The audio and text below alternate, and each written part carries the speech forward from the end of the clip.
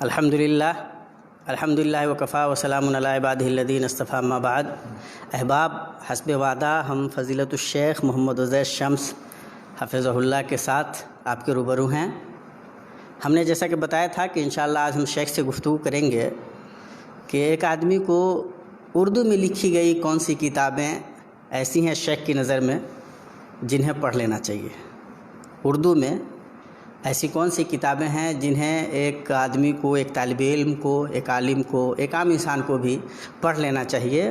شیخ کی نظر میں شیخ کن کتابوں کو اس نظر سے دیکھتے ہیں. اس سے پہلے ہم نے شیخ سے گفتگو کی تھی ان جنرل، اور بہت ساری کتابوں کے اسما سامنے آئے تھے. ہمیں امید ہے اور ہم یقین کرتے ہیں کہ ہمارے بہت سارے احباب نے انشاءاللہ ان کتابوں کو دیکھا ہوگا، پڑھا ہوگا اور انشاءاللہ استفادہ کیا ہوگا، اور یہ سلسلہ انشاءاللہ دراز رہے گا.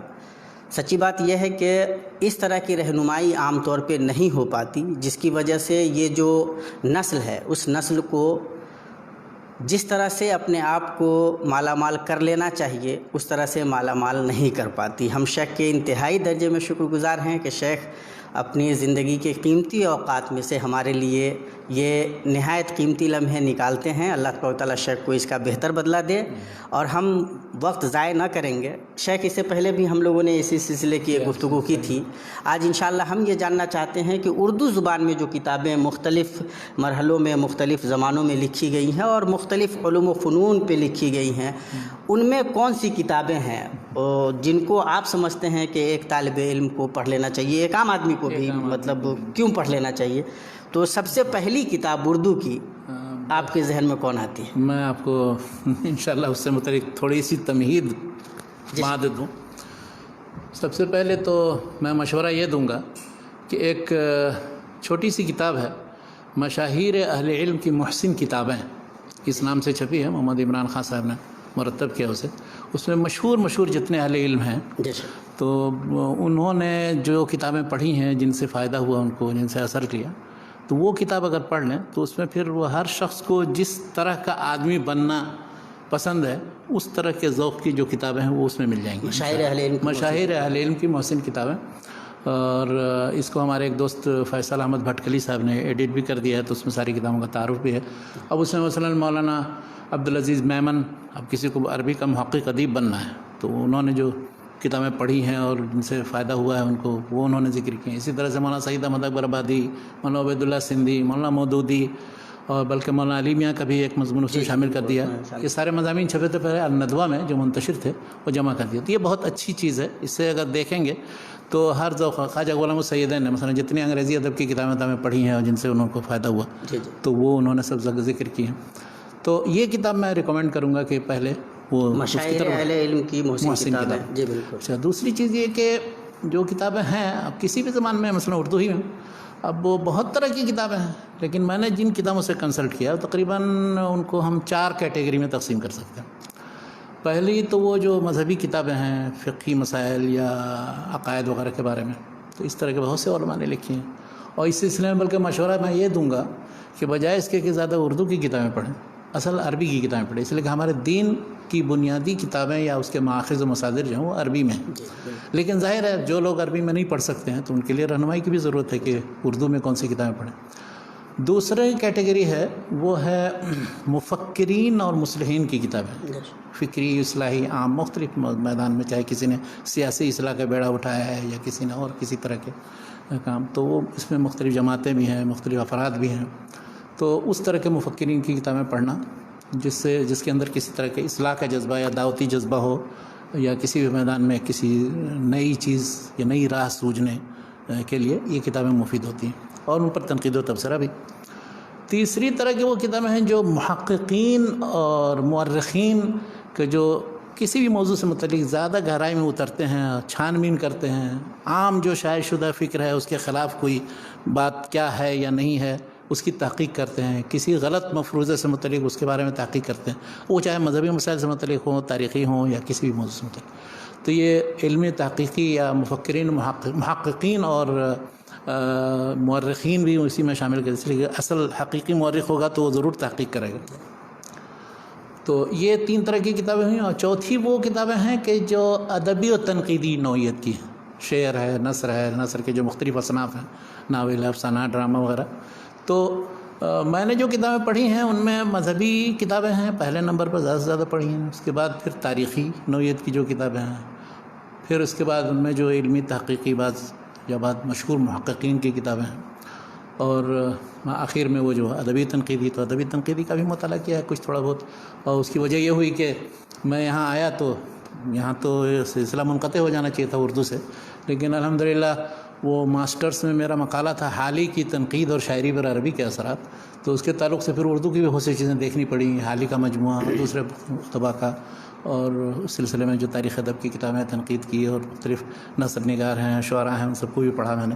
جبکہ میں آیا تھا جب یہاں ہندوستان سے تو میرے پاس صرف قرآن مجید کا ایک نسخہ اور دیوان غالب تھا اور کچھ نہیں تھا. دیوان غالب تو دیوان غالب لے کر آیا تھا میں، اور اس سے ہمارے احباب اندازہ لگا سکتے ہیں میرا محبوب ترین شاعر ہے، میرا محبوب ترین شاعر ہے. قرآن کریم کے نسخے کے ساتھ ساتھ دیوان غالب کا بھی ایک نسخہ آدمی کے پاس ہونا چاہیے. لے آیا تھا مطلب. بہرحال اب اس کی ابتدا کا مثلا مذہبی کتابوں تو عام طور پر جو بڑی بڑی کتابیں ہیں، جیسے تفسیریں ہیں، شروع حدیث کی کتابیں ہیں، فقہی مسائل سے متعلق مجموعے ہیں، فتاوی، ان سب کا مشورہ نہیں دوں گا اس لیے کہ بڑی بڑی کتابیں ہیں، وہ سب رجوع کرنے کے لیے ہوتی ہیں اور ان کو پڑھا بھی جاتا ہے. بعض لوگ بہت عقیدت سے کسی خاص مصنف کی کتاب پڑھتے ہیں، لیکن ایک کتاب یا اس کی ایک جلد اس کا مشورہ ضرور دوں گا. سب سے پہلی کتاب وہی میں، وہ ترجمان القرآن کی جو پہلی جلد ہے جو سورہ فاتحہ کی تفسیر پر مشتمل ہے، چونکہ وہ بالکل نئے اور منفرد انداز میں اس کی تفسیر انہوں نے کی ہے، اور پوری سورہ پر انہوں نے جو جائزہ لیا ہے اس میں اللہ تعالیٰ کی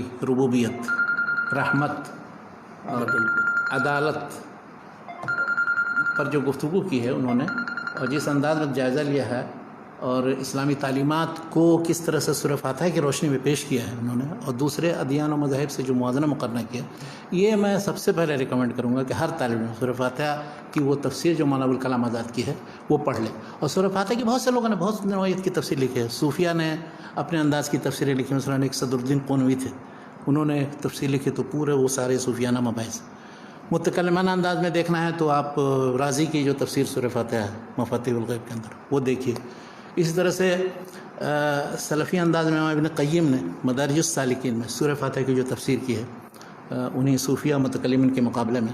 لیکن یہ چوتھی جو میں ذکر کر رہا ہوں اردو مولانا ابوالکلام آزاد کی ان تینوں سے مختلف ہے، اور بالکل انہوں نے ایک نئے انداز میں سورہ فاتحہ کی تفسیر کی ہے کہ جو پچھلے کسی مفسر نے نہیں کیا، نہ آج تک کسی نے اس انداز کی کوئی تفسیر کی. شیخ جب مولانا ابوالکلام آزاد کا، اور آپ تو مولانا ابوالکلام آزاد کے متخصص ہیں ماشاء اللہ، ان کی فکر پر کام بھی کیا. متخصص کیا ہیں شیخ، تھوڑا بہت کام کیا.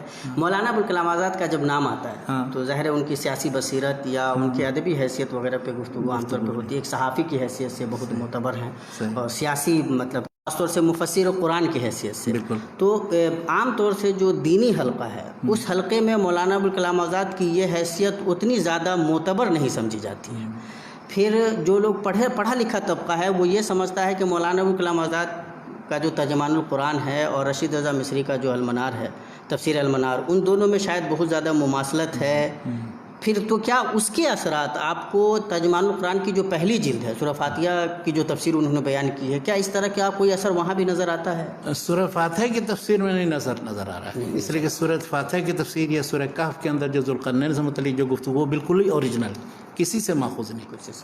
اور آپ سارے ذخیرے کو آپ چھان ماریے مولانا ابوالکلام آزاد کے زمانے. بقیہ لوگوں نے جو قرآن کریم میں سورہ فاتحہ کی تفسیر کی ہے اس میں اور مولانا ابوالکلام آزاد کی اس تفسیر میں بنیادی فرق کیا ہے؟ ایسا کیا فرق کیا کہ انہوں نے خاص یعنی طریقے سے اللہ تعالیٰ کی ذات و صفات سے متعلق گفتگو، اور قیامت میں جو جزا و سزا ہے اس سے متعلق گفتگو، اور اللہ تعالیٰ کی ربوبیت اور رحمت وغیرہ کے جو مظاہر ہیں پورے کائنات کے اندر اس پر گفتگو، عبادت سے متعلق جو اسلام کا جو تصور ہے وہ اور دوسرے مذاہب میں کیا ہے اس سے متعلق گفتگو، اور اس طرح سے پچھلے جو جتنی انبیاء گزرے ہیں، جو قومیں گزری ہیں، ان پر کیا گزری کیا نہیں گزری، اور کیوں ہم غیر المغضوب علیہم ولا الضالین کہتے ہیں.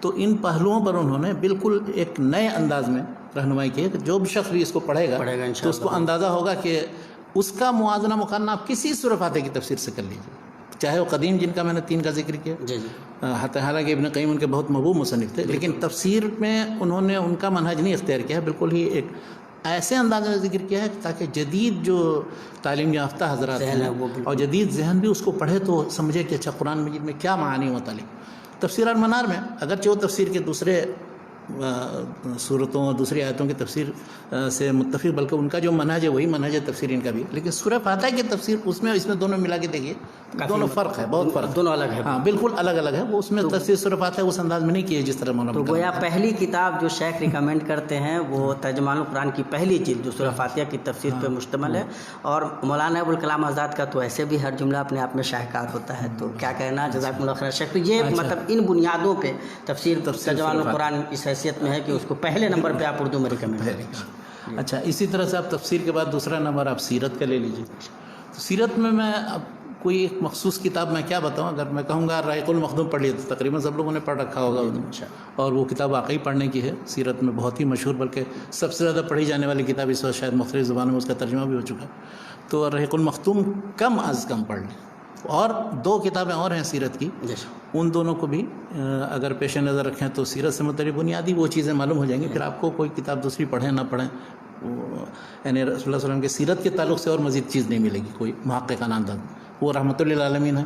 اور دوسری سیرت النبی، تو سیرت النبی میں جو علامہ شبلی اور سیف ندوی کی ہے، اس میں شروع کی 2 جلدیں تو سیرت کی ہیں، لیکن باقی جو جلدیں 4 یا 5 جلدیں 7 جلدوں میں چھپی ہے، تو وہ دراصل رسول اللہ صلی اللہ علیہ وسلم کی تعلیمات پر مشتمل ہے، عقائد، عبادات، معاملات، اخلاق سے متعلق۔ بلکہ ان کا رجحان میں نے کسی اس میں گفتگو میں کہا تھا کہ انہوں نے دراصل زاد المعاد کو سامنے رکھ کر کے انہوں نے یہ کہا کہ لوگ عام طور پر آپ احکام کی کوئی کتاب، عقائد کی کوئی کتاب، فقہ کی کتاب دیں، پڑھتے نہیں، لیکن سیرت کے بہانے رسول اللہ علیہ وسلم کے نام ہے وہ بھی پڑھ لیں گے۔ تو زاد المعاد میں جیسے منہج اختیار کیا ہے کہ اسی طرح سے انہوں نے بھی ایک طرح سے دائرۃ المعارف ہے مختصر سا، بالکل اسلام، اور انہوں نے وہ ساری تعلیمات کا خلاصہ اس میں لکھ دیا، وہ بھی بہت ہی بہترین انداز میں۔ اب وہ ہے تو بہت بڑی کتاب، اب اس میں سے جو حصہ بھی آپ پڑھنا چاہیں، لیکن شروع میں سیرت کا حصہ 2 جلدوں میں۔ رحمۃ للعالمین بہت ہی ایک طرح سے عاشقانہ ان کا مزاج ہے، اور جس والہانہ جذبے کے تحت انہوں نے لکھا ہے، اور 3 جلدیں اس کی ہیں، تو پہلی اور دوسری جلد دونوں اپنی اپنی جگہ مکمل ہیں،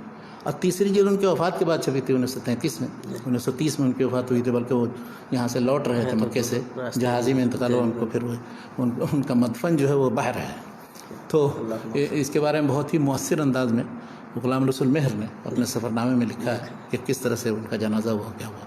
بہرحال اللہ تعالیٰ ان کی مغفرت فرمائے۔ تو تیسری جلد جو ہے وہ پھر 3 پہلوؤں پر مشتمل ہے جو ان کی وفات کے بعد چھپی ہے، اور اس پر مقدمہ اتفاق سے ندوی نے لکھا۔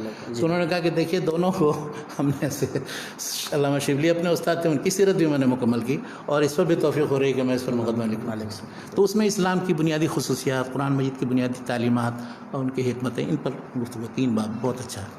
تو گویا کہ یہ 3 کتابیں سیرت کے موضوع پہ، رحیق المختوم سب سے پہلے پڑھ لیں، اور اس کے بعد اگر رحمۃ للعالمین اور سیرت النبی پڑھ لیں۔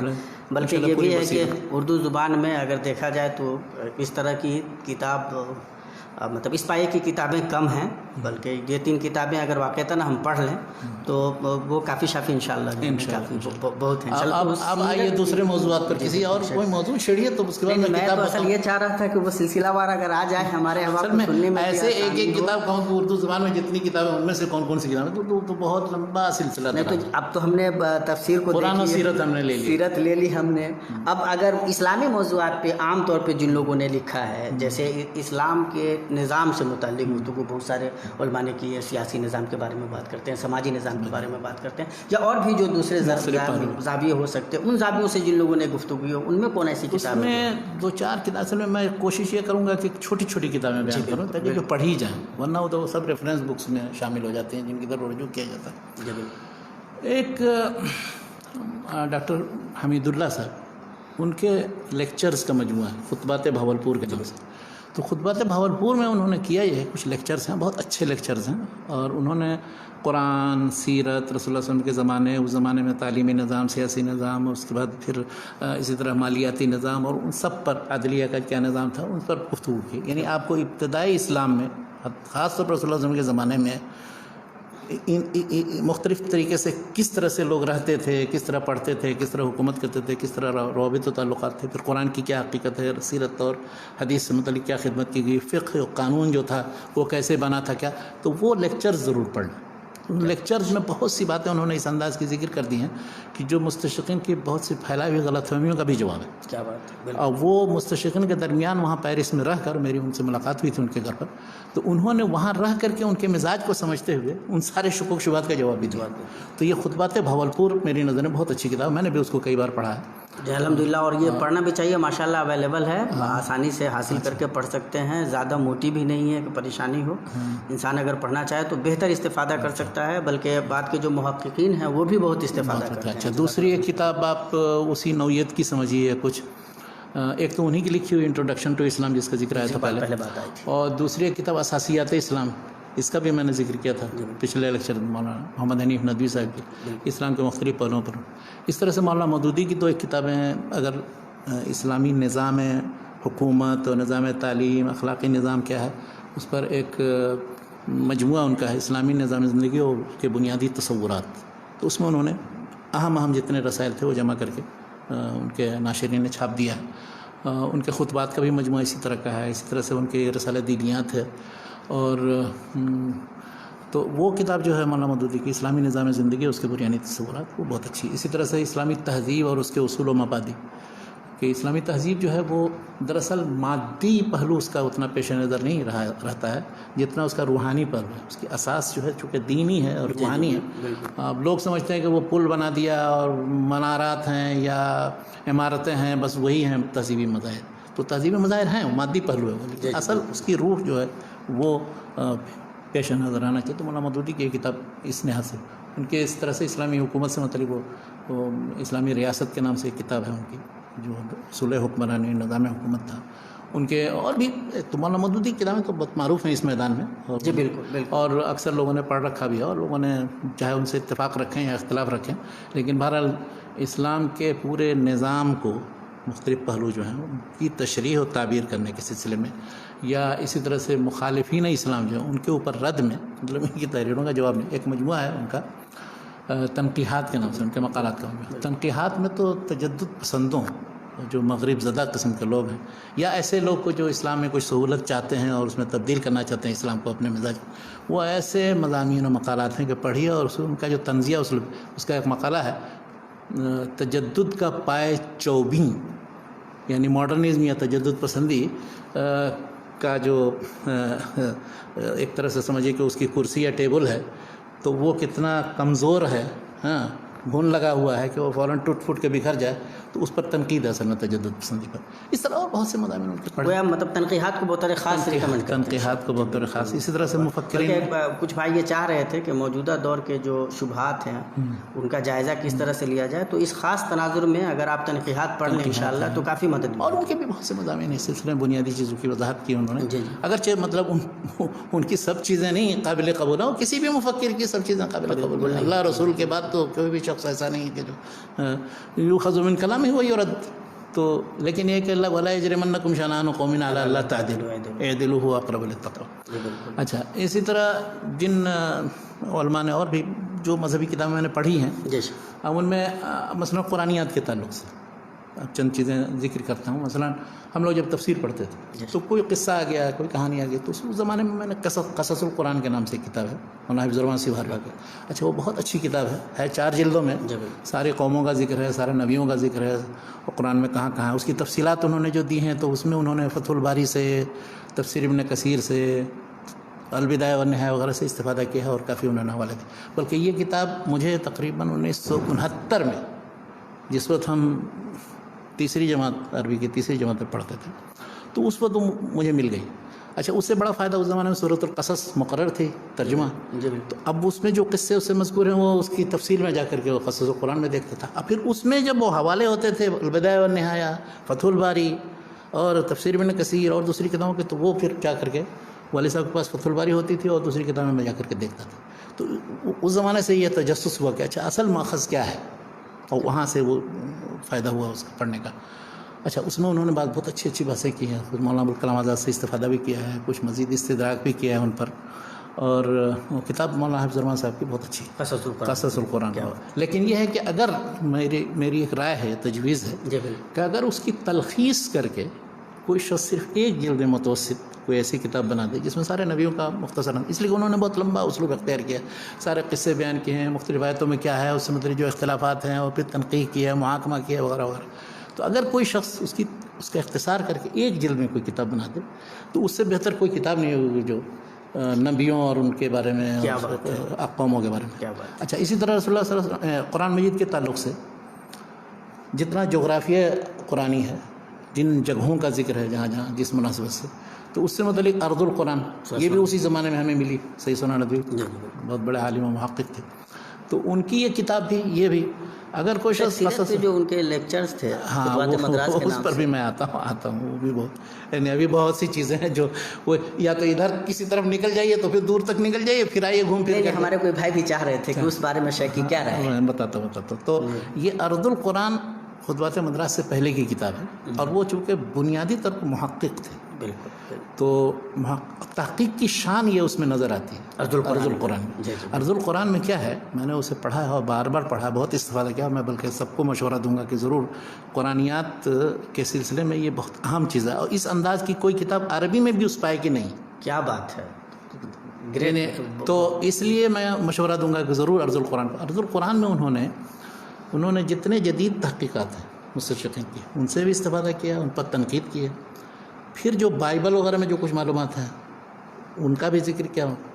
پھر جو جدید جغرافیائی وہ نقشے ہیں موجودہ دور کے، ان سے متعلق جو کچھ ہے وہ بتایا. اچھا، پھر کسی مبحث سے متعلق کوئی بھی معرکۃ الآراء کوئی بحث ہے اس کی تحقیق کی ہے.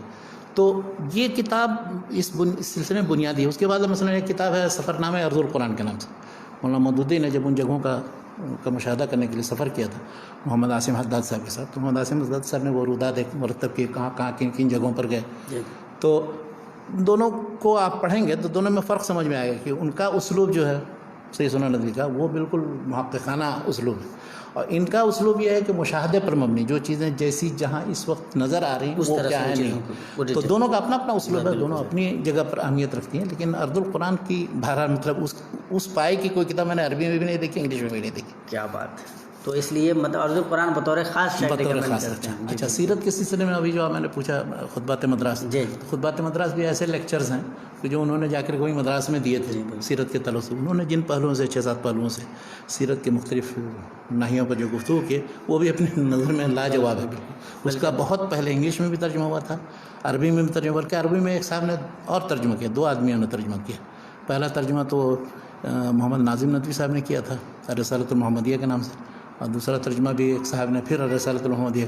تو میں نے ان کے بھائی یہاں پڑھتے ہیں جب میں پڑھا، انہوں نے پوچھا کہ یہ دوبارہ کیوں ترجمہ کیا. انہوں نے کہا اصل میں اس پہلے والے ترجمے میں، عربی ترجمے میں، وہ بین ہی ان عبارتوں کو جو ترجمہ تھیں ان ترجموں سے پھر عربی میں ترجمہ کر دیا، بجائے اس کے کہ اصل کتابوں کی طرف مراجعہ کرنا. اچھا، اب یہ مترجمین کے لیے ایک چیز سمجھنے کی ہے کہ جن موضوعات سے متعلق کوئی اقتباس کہیں کسی جگہ ہے تو ان اقتباسات کا ترجمہ نہیں کر دینا چاہیے کسی بھی زبان میں، بلکہ اصل کتاب میں اگر وہ اس زبان میں آپ ترجمہ کر رہے ہیں تو وہ اصل کتاب سے لیجیے اور اتنا حصہ لیجیے جتنا انہوں نے لیا. یہ بھی کچھ لوگ کرتے ہیں، مثلا انہوں نے تلخیص کر کے انہوں نے 2 سطر میں دے دیا. اب آپ پوری عبارت ان کی جو ہے 1 صفحے کی نقل کریں گے تو یہ بھی غلط ہے، ترجمہ کے ناحیے سے بھی یہ غلط ہے.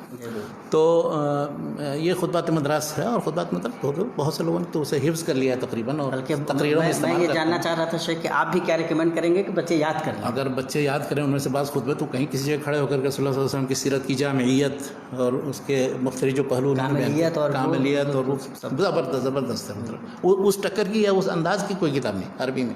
یہ بھی ایک اپنے انداز کی منفرد چیز. بے انتہا اور بہت خوبصورتی سے انہوں نے جس طرح سے پیش کیا ہے، بلکہ تو وہ لوگ جو ابھی خاص طور سے مطلب طالب علمی کے زمانے میں ہیں، جن کے پاس فرصت ہے، یاد کر سکتے ہیں. اور وہ اگر زاویہ رکھتے ہیں، اپنے آپ کو خطیب کی حیثیت سے بھی دیکھتے ہیں، تو بڑے کام کی چیز ہے. مکمل یاد کیا ہے لگتا ہے آپ کی. نہیں، ہم لوگوں نے بھی کچھ اس سے یاد کیے ہیں بالکل ماشاءاللہ اس زمانے میں، اور ہم سمجھتے ہیں کہ بہت مطلب ادبھت جس کو ہندی میں بولتے ہیں، لاجواب. آپ بالکل یاد کر لیں تو انشاءاللہ کافی فائدہ ہوگا. خاص طور سے خطیب کے لیے ضروری ہے کہ اس کی زبان چلتی ہو.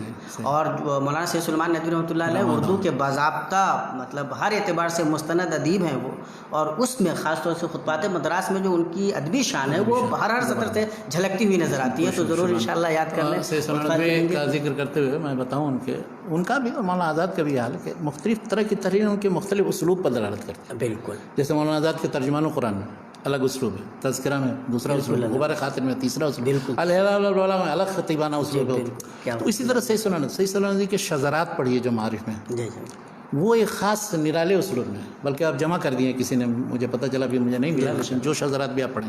اسی طرح سے ان کے وفیات سے متعلق جو مختلف شخصیات پر لکھا ہے، یاد رفتگان کے نام سے، تو یاد رفتگان وہ بھی جس شخص پر بھی انہوں نے لکھا ہے، نہ اس میں بہت زیادہ مبالغہ آرائی ہے اور نہ بہت زیادہ کسی کے بارے میں برا خراب صفحے میں پوری مطلب، لیکن خلاصہ تقریباً اس سے سیکھنا چاہیے کہ کیسے کسی شخص پہ لکھا جائے. تو ہمارے یہاں حال یہ کہ کسی بڑے سے بڑے شخص کی وفات ہو گئی، وہ 10-12 صفحے کا کوئی مضمون لکھے، اس میں کچھ نہیں ہے، یعنی کوئی نئی چیز نہیں، بس ادھر ادھر کے آسمان زمین کے قلابے ملائے ہوں گے. اور وہ حالانکہ کسی شخص سے متعلق اس کی شخصیت کے جو مرکزی پہلو ہیں، بنیادی چیزیں ہیں، چاہے وہ اچھے ہوں یا برے کا اتنا ذکر کرنے کی ضرورت ہے، اشارہ لیکن کرنا چاہیے، میں اس کا قائل ہوں. تو یہ شذرات، وفیات، اسی طرح سے انہوں نے جو ان کتابوں پر تبصرے کیے ہیں یا جو تحقیقی کتابیں لکھی جیسے عرب و ہند کے تعلقات، خیام پر جو ان کی کتاب ہے، تو یہ سب اپنے اپنے انداز میں، کوئی تحقیقی اسلوب ہے، کوئی خطابی اسلوب ہے جیسے خطبات مدرس میں، اور شذرات میں اور اس طرح سے وفیات میں، ان دونوں میں بھی اپنا اسلوب ہے. اوورآل مطلب سید سلیمان ندوی رحمۃ اللہ علیہ کو آپ ریکمینڈ کرتے ہیں؟ بالکل بالکل بالکل. بہت ان کی جو بھی کتاب مل جائے، بلکہ میرے پاس ان کی ساری کتابیں، ایک بھی کتاب ایسی نہیں ہے کہ جو نہ ہو. کیا بات ہے، ماشاء اللہ. تو وہ اور اسی سے محبت کا بھی اندازہ لگایا جا سکتا ہے.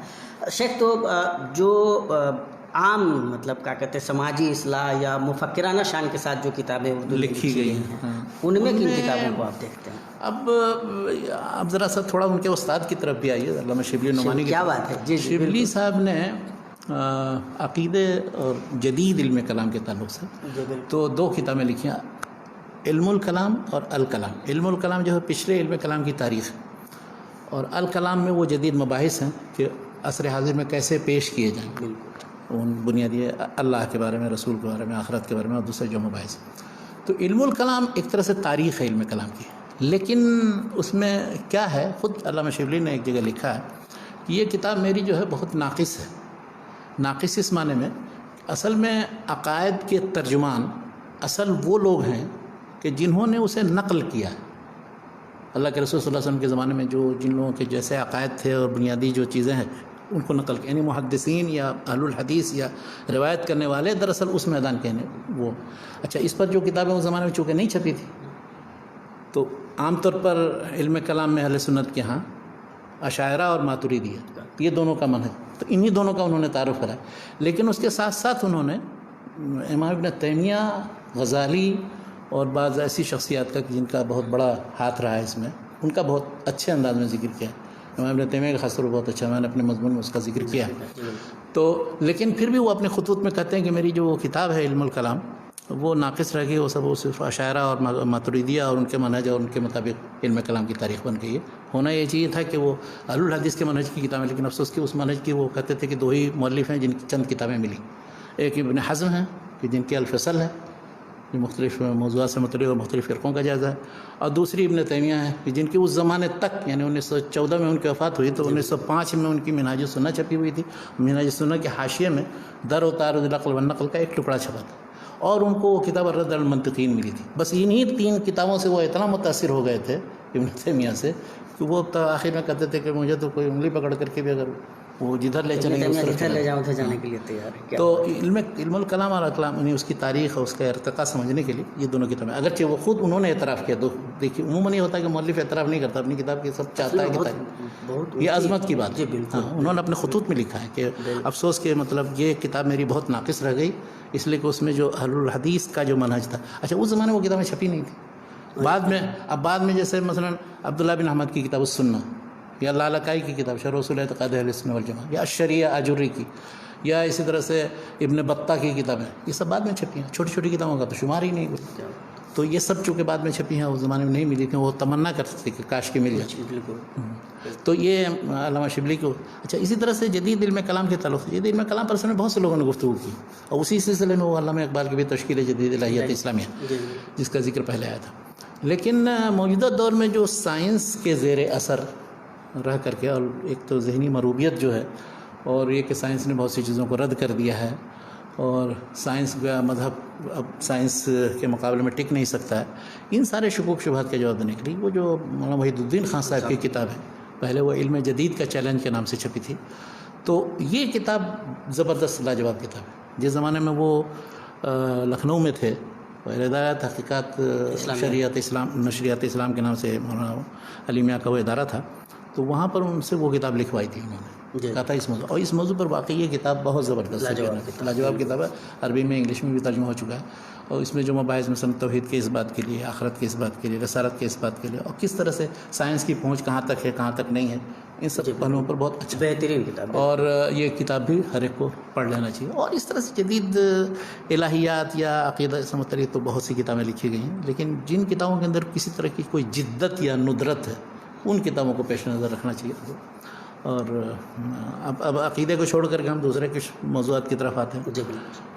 بہت سے لوگ یہ سمجھتے ہیں کہ یہ مناظرانہ کتابیں اور ایسی کتابیں جو ایک دوسرے کے رد میں لکھی گئی ہیں وہ سب نہیں پڑھنی چاہیے، میں اس کا مخالف ہوں۔ میں کہتا ہوں پڑھنا چاہیے، لیکن مزاج مناظرانہ نہیں بنانا چاہیے، اس سے استفادہ کر کے علمی انداز میں، سنجیدہ انداز میں ان امور کو سمجھنا چاہیے، اس کے تاریخی ارتقاء اور جو صورتحال موجودہ ہم جو اس وقت ہیں وہ کیوں یہ صورتحال بنی ہے، تو وہ مناظرانہ کتابیں پڑھنی ضرورت ہے۔ اچھا، کمال یہ ہے کہ شیخ کا عملی رویہ بھی یہی ہے، شیخ نے اس طرح کی کتابوں پہ جب مقدمے وغیرہ لکھے ہیں تو شیخ یہی کرتے ہیں کہ دونوں جو مطلب فریق ہے، دونوں فریق کے وہ ساری مطلب چیزیں تاریخ باعث لکھ دیتے ہیں ماشاءاللہ، اس کے بعد شیخ کی جو رائے بنتی ہے وہ سلیقے سے پیش کرتے ہیں۔ جزاک اللہ۔ تو کہنا یہ ہے کہ اب مذہبی مسائل میں اگر آپ کو پڑھنا ہے تو جہاں کوئی فقہی مسئلہ آئے گا یا عقیدے کا کوئی مسئلہ ہے، اس میں ظاہر ہے 2 ہے 3 رائے ہے، اب اس میں آپس میں اختلاف ہوتا ہے۔ فقہی مسائل میں تو ایک مسئلے پر پتہ نہیں کتنی کتابیں لکھی گئی، تو اب کچھ لوگ یہ کہتے ہیں نہیں یہ سب بیکار ہے اور اس پر پڑھنے کی ضرورت نہیں، ایسا نہیں ہے، مطلب ان چیزوں کو بھی تاریخی طور پر سمجھنے کی ضرورت ہے،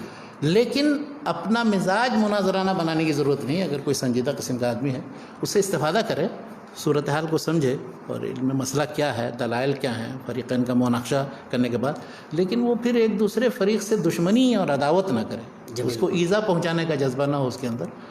اب مثلا جو ایک مثال صرف میں دیتا ہوں، تقویۃ الایمان جو چھپی ہے سن 1242 ہجری میں، اس کا پہلا ایڈیشن کلکتہ سے چھپا تھا۔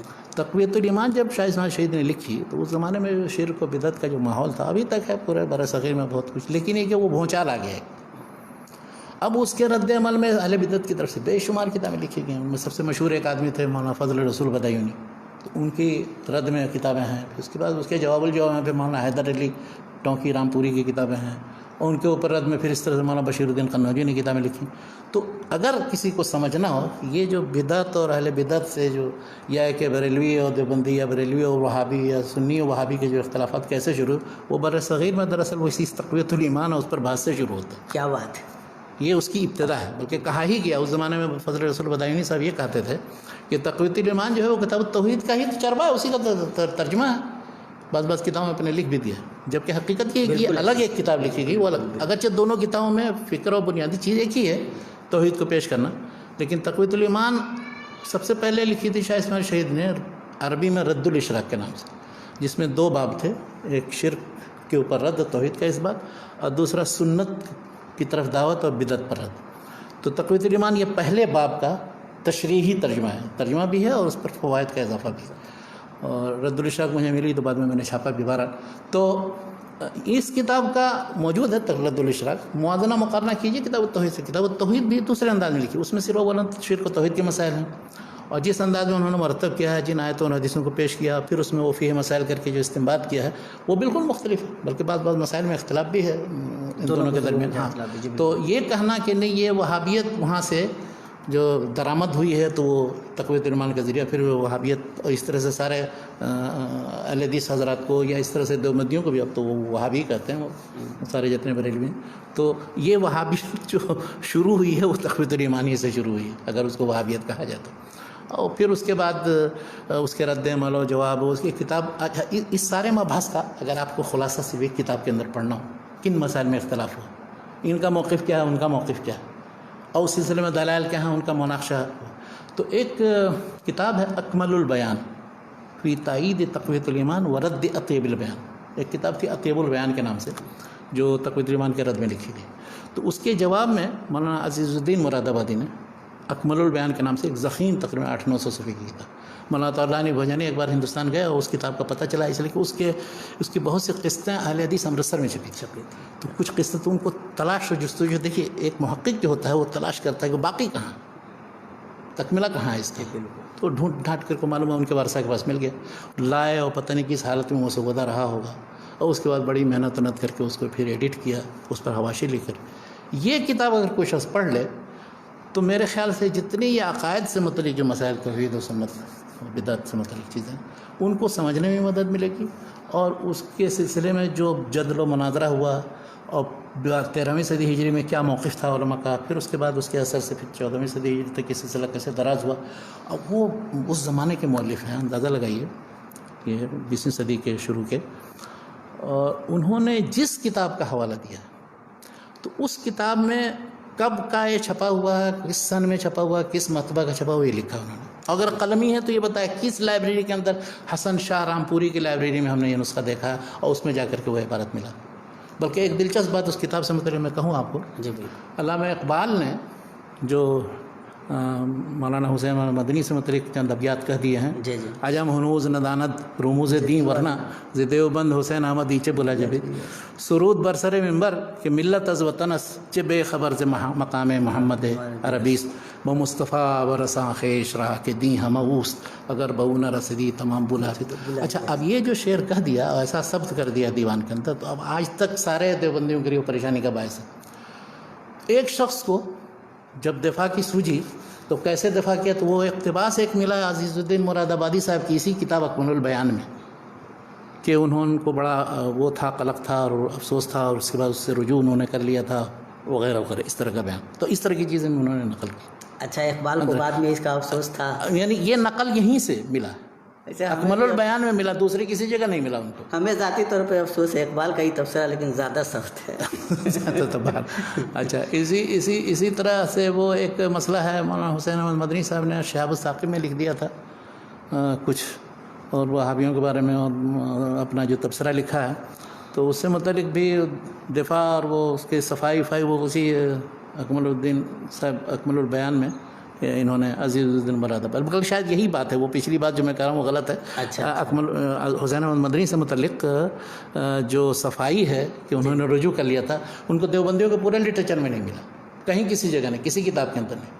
وہ رجوع سے متعلق جو بات ہے وہ اسی اکمل البیان میں عزیز الدین مراد آبادی. اس سے اندازہ لگا سکتے ہیں کہ عزیز الدین مراد آبادی کس طرح کے یعنی سنجیدہ قسم کے مورخ تھے. ان کو اس سے کوئی مطلب نہیں تھا کہ کون کس گروپ کا، بلکہ علماء دیوبند کا بہت احترام کرتے ہیں، ان سے تعلقات بھی ان کے تھے. تو اس طرح کی کتاب کوئی لکھے اور اس طرح کی کتاب کوئی پڑھے تو اس کا اثر بھی انشاءاللہ سنجیدہ قسم کا اچھا ہوگا انشاءاللہ. تو یہ مطلب جو فقہی موضوعات پہ آپ سب آپس میں جو مناظراتی مطلب عقیدے کے بعد، عقیدے سنت و بدعت سے متعلق. اچھا، اسی طرح سے مثلا ایک مسئلہ چھڑا تقلید و اجتہاد.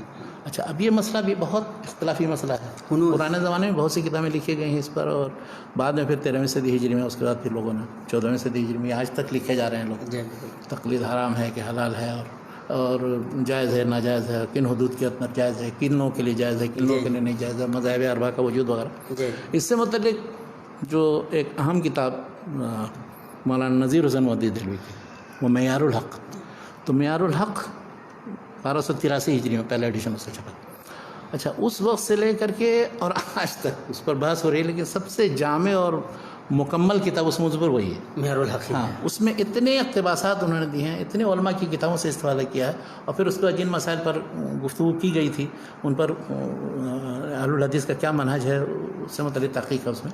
تو کہنا یہ ہے کہ معیار الحق جب 1283 میں لکھی گئی تو اس کا جواب مولانا ارشاد حسین رامپوری صاحب نے دیا انتصار الحق کے نام سے. تو اب مولانا ابوالکلام آزاد کہتے ہیں کہ انتصار الحق اور وہ دونوں جو پڑھے تو پتہ چلا مجھے کہ انتصار الحق جو ہے وہ اس کے مقابلے میں وہ جواب نہیں ہے اس کا، جو اس میں معیار الحق میں جو سوالات اٹھائے گئے ہیں، جو اقتباسات دیے گئے ہیں. انتصار الحق کے جواب میں پھر 4 کتابیں لکھی گئی. انتصار الحق کا 4 میاں صاحب کے شاگردوں میں سے 4 آدمی نے جواب دیا. تو اب یہ سارے مناظراتی جو چیزیں ہیں، یہ نہیں کہ یہ سب بیکار ہے، وہ پرانی چیزیں دیکھنا چاہیے، پڑھنا چاہیے، اور اس سے پھر استنباط کرنا چاہیے. اس میں بھی سب سے اہم معیار الحق ہے، تو معیار الحق کو دیکھنا چاہیے، اس کے رد کو دیکھنا چاہیے. اچھا، رد بھی جو چھپا تھا، تو رد بھی چھپا تھا، اس کے حاشیے میں معیار الحق بھی چھپی ہوئی. اچھا انتصار الحق کے ساتھ معیار الحق کو بھی انہوں نے چھاپ معیار دیا. الحق بھی انہوں نے گریٹ، یہ تو بہت اچھا یہ بڑی بات ہے. یہ تو کتاب کی دوسری خدمت ہو گئی. عام طور پر لوگ رد کو نہیں چھاپتے ہیں جی بالکل. اور صرف بس وہ کتاب جو ہوتی ہے اس کو شائع کرتے ہیں، تو انہوں نے یہ کیا تھا. اور اس تو اب یہ ہے. اس کے بعد پھر بہت سی کتابیں لکھی گئیں. معیار الحق کے بعد ایک کتاب اور لکھی گئی، وہ ہے الارشاد الی سبیل الرشاد. اچھا وہ بھی اسی تقلید و اجتہاد کے موضوع پر ہے. اور پھر اس کے بعد جو لوگ تقلید کا انکار کرتے تھے اس زمانے میں، تو ان کے خلاف جو داروگیر شروع ہوئی ہے، جو رویہ اختیار کیا گیا، اس کی پوری داستان. تو یہ کتاب بھی بہت سنجیدہ علمی اسلوب میں. یہ مولانا ابو یحییٰ محمد شاہ جہاں پوری کی کتاب، اور وہ بھی بار بار چھپتی رہتی. ان کتابوں کو اگر آپ پڑھیں گے تو اس زمانے میں جو بہت سخت قسم کے جو فتوے دیے گئے تھے غیر مقلدوں کے خلاف، اب جیسے جامع الشواہد فی اخراج الوہابیین عن المساجد، یا اس طرح سے انتظام المساجد بے اخراج اہل الفتن والمفاسد. اور پھر اس کے جواب میں جو تحریریں انہوں نے لکھی مولانا عبداللہ غازی پوری کے ابراء اہل الحدیث والقرآن، ان سب کو اس زمانے کے پس منظر میں آپ پڑھیں گے تو سمجھ میں آئے گا کہ یہ کیا اس کا اثر ہوا تھا، اس کے رد عمل میں کیا چیزیں آئیں اور کیوں ان کو متہم کیا گیا، اس کے جواب میں پھر کیا کیا چیزیں آئیں، تاکہ صحیح صورت حل واضح. لیکن الحمدللہ پھر یہ ہوا کہ ان مناظراتی لٹریچر کی وجہ سے وہ ان مسائل سے متعلق بحث اب 14ویں سے اب اس وقت جا کر کے ابھی بھی کتابیں چھپتے رہتی ہیں ان موضوعات پر، لیکن وہ ان سے باہر نہیں جاتی. وہی وہ ساری چیزیں لگ بھگ وہی چیزیں ہیں، کسی نہ کسی وہی دلائل ہیں، وہی ساری باتیں، وہی چیزیں جن کا 20 مرتبہ جواب دے دیا گیا ہوگا، اس پر بحث ہو چکی ہوگی. وہی پرانی شراب کو ہی نئے بوتل میں پیش کرتے ہیں عام طور پہ. تو یہ تو موضوعات تھے، موضوعات ہیں یا مناظرات. اس پر پڑھنا تو ہر مسئلے پر بات، ہر فقہی مسئلے سے متعلق اور رفع الیدین سے متعلق، آمن بالجار سے متعلق وغیرہ وغیرہ. اس طرح سے اب بدعات سے متعلق سے قرآن خوانی کا مسئلہ ہے وغیرہ وغیرہ، بہت سے مسائل پر. لیکن ان سب کو بھی میں دیکھتا ہوں کہ کس نے کس موضوع پر کب کیا لکھا. نہیں، جو محققانہ نظر رکھتے ہیں ان کو تو بالکل دیکھنا بھی چاہیے، اور اس کا اور سنجیدگی کے ساتھ جائزہ لینا چاہیے. نہیں کہ کسی جگہ طرفداری کے آپ مثلا کسی مکتب فکر سے وابستہ ہیں اور حقائق کو توڑ موڑ کر پیش کریں. مثلا کریڈٹ لینے کے چکر میں کہ ہم نے پہلے رد کیا کہ فلاں نے پہلے رد کیا، قادیانیت کے مقابلے میں کون کھڑا ہوا، تو اس کا بھی تاریخی طور پر جائزہ لینا چاہیے. سب سے پہلے کس نے شائع کی کوئی چیز، اس کے بعد کس نے، اس کے بعد کس نے. اس میں پھر یہ ہے کہ کوششوں کا اعتراف بھی ہونا چاہیے. ظاہر ہے کہ اگر ملت کے مختلف دھارے ہیں اور وہ تمام دھارے ایک دخیل دھارا کے خلاف کوشش کر رہے تھے، تو تمام دھاروں کی جو بھی حیثیت رہی ہے، جو بھی ایک بہت بڑا فتنہ تھا انکار حدیث کا. بالکل. اب انکار حدیث کا فتنہ کیسے شروع ہوا، اس پر تو خیر گفتگو ہو چکی ہے. یہ تو شیخ مطلب دینی موضوعات ہیں، جب جس کو لے کر کے ہمارے دینی طبقے کی یہ روش رہتی ہے، یعنی کہ جو ملی موضوعات رہے ہمارے یہاں، جو مثال کے طور پر جدوجہد آزادی میں مسلمانوں کا جو کردار ہے، تو آپ اگر اہل حدیثوں کو پڑھیں تو ایسا لگے گا کہ سارا مطلب کریڈٹ اہل حدیثوں کو جاتا ہے. آپ احناف کو پڑھ لیں تو ایسا لگے گا کہ سب کچھ یہی کر رہے تھے، اہل حدیثوں کا کوئی کردار نہیں تھا. اور اگر ہم بریلوی بھائیوں کو پڑھ لیں تو لگا بقیہ تو مطلب ان کو کوئی مطلب ہی نہیں تھا، یہ سب تو انگریزوں کی کتاب پڑھے تو مسلمانوں پھر وہ ان کو پڑھتے. یہ مطلب دراصل یہ کیا ہے، عجیب و غریب قسم کا تعصب ہے. اور ظاہر ہے کہ اس کے لیے علم و فکر کی دنیا میں جگہ نہیں ہے. یہ انتہائی درجے میں افسوسناک بھی ہے. اس لیے جو لوگ سمجھدار ہیں، بلکہ ہمیں تو کبھی کبھی اچھا لگتا ہے کہ وہ لوگ جن بیچاروں کو مطلب ہندو مسلمان اور سکھ عیسائی اور کیا کہتے ہیں دیوبندی بریلی ہونے سے مطلب نہیں تھا، انہوں نے جب تاریخ کی چیزیں لکھی